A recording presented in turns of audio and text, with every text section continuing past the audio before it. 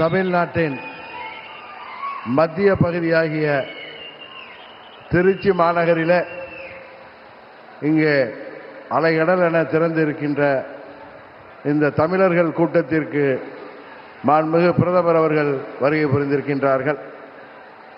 கடந்த 10 நாட்களுக்கு முன்பு மதுரையில் பாண்டிய நாட்டின் தலைநகரில் வைகைக்கரை ஓரத்தில் அன்றைக்கு மாண்புமிகு பிரதமர் அவர்கள் நம்மோடு மதுரை மண்டல மக்களை சந்தித்துவிட்டு சென்றார்கள். இன்றைக்கு சோழ வளநாட்டை வாழ்கின்ற தமிழ் கூறும் நன்மக்களை சந்திப்பதற்கு இங்கே திருச்சி மாநகரிலே வருகை புரிந்திருக்கின்றார்கள். தமிழ்நாட்டின் முதலமைச்சர் எல்லா கூட்டங்களிலும் சொல்லிக் கொண்டிருக்கிறார், எல்லா பேட்டிகளிலும் சொல்லிக் கொண்டிருக்கிறார், இது தமிழ்நாட்டிற்கும் டெல்லிக்குமான தேர்தல் என்று. அவருக்கு இந்த நேரத்திலே ஒரு விளக்கத்தை சொல்லிக்கொள்ள நாங்கள் விரும்பப்படுகின்றோம்.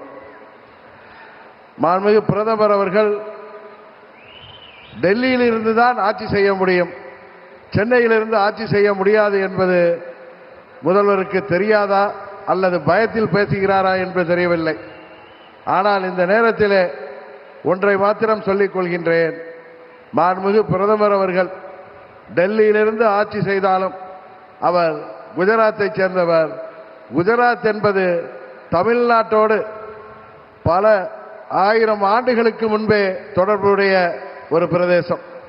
இன்னும் சொல்ல போனால் சங்க காலத்தில் 2ஆம் சங்க காலத்திற்கு முன்பே 5000 ஆண்டுகளுக்கு முன்பே குஜராத்தில் நமது வேளிர்கள் ஆட்சி, திராவிட குஜராத்தாக திராவிடர் ஆட்சி நடைபெற்ற பகுதி. அந்த பகுதியில் துவாரகா என்கிற பட்டினம் எல்லோருக்கும் தெரியும். துவாரகா என்பது பல நமது சங்க இலக்கியங்களிலே, குறிப்பாக புறநானூற்றிலே அது துவரை என்ற பெயரிலே குறிக்கப்படுகிறது.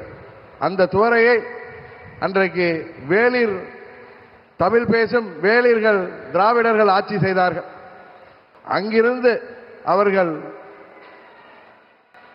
1500 ஆண்டுகளுக்கு பிறகு தமிழ்நாட்டிலே வந்து வேளிர் மன்னர்களாக ஆட்சி செய்தார்கள். நாம் எல்லாம் பெரிதும் போற்றுகின்ற பாரி வள்ளல், வேல் பாரி என்று அழைக்கப்படுகிறாரே, அவர் வேளிர் அம்சம்தான்.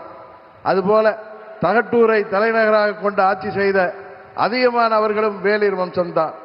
அந்த வேளிர்கள் அன்றைக்கு 5000 ஆண்டுகளுக்கு முன்பே அங்கே குஜராத்திலே துவாரகா பகுதியிலே ஆட்சி செய்தவர்கள். அந்த பகுதியிலிருந்து நமது பாரத பிரதமர் அவர்கள் இன்றைக்கு தமிழ்நாட்டிற்கு வந்திருக்கிறார். அதுவும் சொல்ல போனால் 2வது தமிழ் சங்கம் அன்றைக்கு கபாடபுரத்திலே நடந்ததாக நக்கீரர் போன்ற பல்வேறு புலவர்கள் தங்கள் உரையிலே சொல்லியிருக்கின்றார்கள்.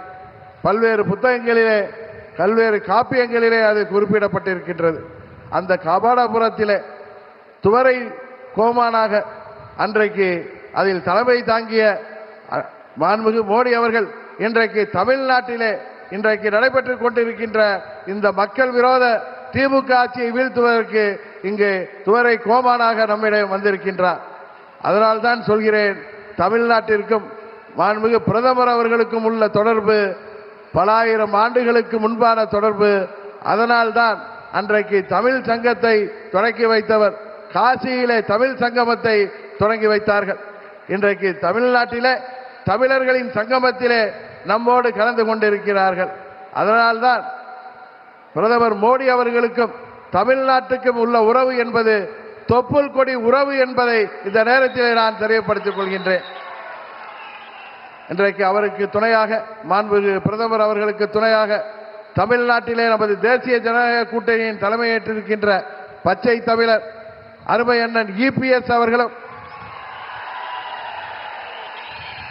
அதுபோல பாட்டாளி மக்களின் கட்சியின் தலைவர் அன்பு நண்பர் டாக்டர் அன்புமணி ராமதாஸ் அவர்களும்,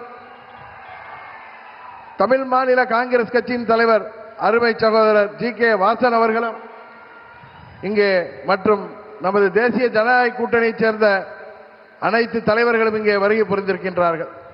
இந்த நேரத்தில் இங்கே கூடியிருக்கின்ற இந்த தேசிய ஜனநாயக கூட்டணியைச் சேர்ந்த நிர்வாகிகளும் தொண்டர்களும் திருச்சி மாநகரிலே இங்கே அம்மா அவர்களின் சொந்த பூமியான ஸ்ரீரங்கம் அமைந்திருக்கின்ற இந்த பகுதியிலே நாம் எடுத்துக்கொள்ள வேண்டிய சபதம், தமிழ்நாட்டிலே இருக்கின்ற இந்த மக்கள் விரோத, மக்களை ஏமாற்றுகின்ற இந்த தீய சக்தி, இந்த ஊழலாட்சி திமுக ஆட்சியை முடிவுக்கு கொண்டு வந்து மீண்டும் அம்மா அவர்களின் ஆட்சியை மீண்டும் தமிழ்நாட்டிலே தேசிய ஜனநாயக கூட்டணியின் ஆட்சியாக உருவாக்க நாம் அனைவரும் உழைத்திட வேண்டும் என்று பணிவன்போடு கேட்டு விடைபெறுகிறேன். நன்றி, வணக்கம்.